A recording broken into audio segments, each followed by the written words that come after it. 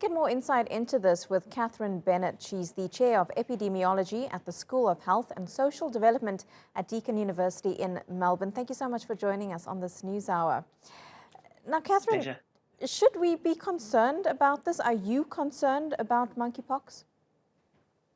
We don't expect this to turn into another global pandemic of any scale. This is an infection we know. We know the virus. What is unusual is that we're seeing it in cases probably from people who've been at spreader events. We think there are some rave parties identified in Europe, Spain and Belgium, that might explain some of this unusual spread. So we now know it has moved quite quickly around the world as some of the people at those events have returned home, and we are seeing some local transmission. But for all the reasons covered earlier, it is actually quite manageable, this virus. We do know that people aren't infectious before they have symptoms. That helps.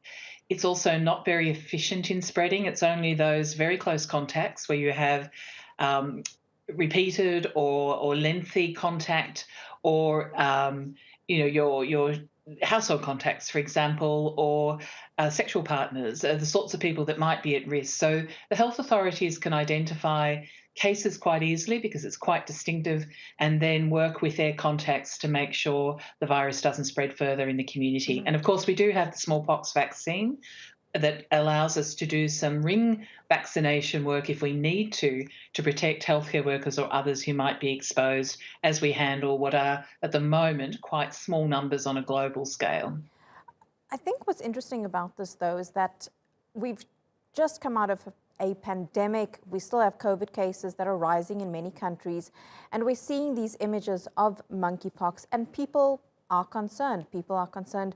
We're going to have another lockdown. We're going to have vaccines, like you said, smallpox, that people don't usually take anymore. So what is your advice to people to stop the spread of this virus?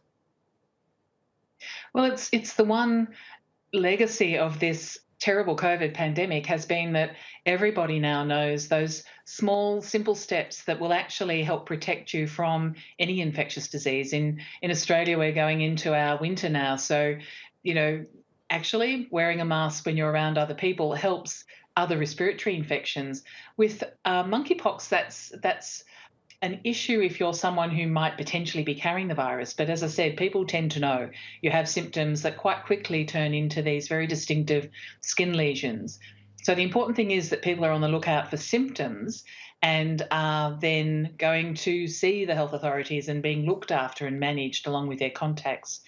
For other people, that hygiene, just managing your distance, which will protect you from COVID, will also be, that extra protection from other things out there, including monkeypox, which is a very low risk. You will be exposed to it.